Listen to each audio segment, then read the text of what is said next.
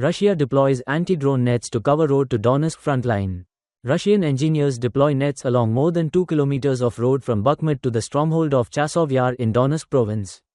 In response to the threat of Ukrainian drone attacks, video released by Russian media on February 10 shows soldiers unrolling a roll of synthetic fiber nets, then cutting them into sections and deploying them on poles about 4 to 6 meters high along the road running through an open area. Russian engineers in the video said that the unit is deploying nets on a more than 2-kilometer route from Bakhmut to Chasiv Yar, a stronghold controlled by Ukraine and currently being penetrated by Russian units. This is a measure to protect logistics supply lines from attacks by Ukrainian drones. We deploy nets on the most vulnerable sections of the road and are working to expand the area covered by the nets, as well as improve the technology to deploy the nets faster, said the Russian soldier. The Russian military used to put up anti-drone nets on the road near Bakhmut in 2023. But at that time they were just horizontal nets hung like banners and spaced apart.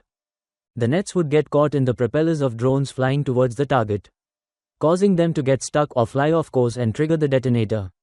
The downside is that the nets need to be replaced frequently, as the enemy uses drones to attack Russian logistics forces with high frequency, wrote Voyny Osvedomitel, a pro-Russian account, on Telegram. Editor Howard Altman of the US military website Warzone commented that covering the road with nets is one of Russia's latest measures to deal with suicide drones, as both sides in the war have made extensive use of this type of weapon. According to Altman, this solution is suitable for suicide first-person view (FPV) drones, but difficult to handle drones that drop explosives.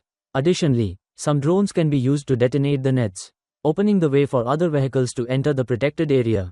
Establishing anti-drone net corridors also limits the mobility of Russian forces, forcing them to move only within a very narrow and clearly defined area. This risks turning the anti-drone road into a funnel of death that attracts Ukrainian artillery fire.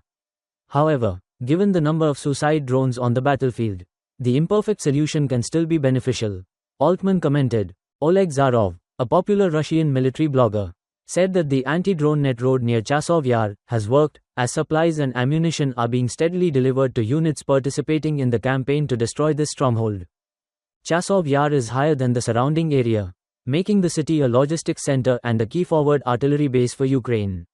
The Ukrainian military may have deployed at least 5 brigades to defend the city. The Ukrainian strongholds near Chasiv Yar include Kramatorsk, Slavyansk, Drushkovka and Konstantinovka, with Kramatorsk being the last major city they control in Donetsk Oblast and Konstantinovka being described as the backbone of Ukraine's defenses. If the Russian military takes control of Chasiv Yar, it could bring nearby strategic cities within artillery range and use it as a fulcrum for further attacks.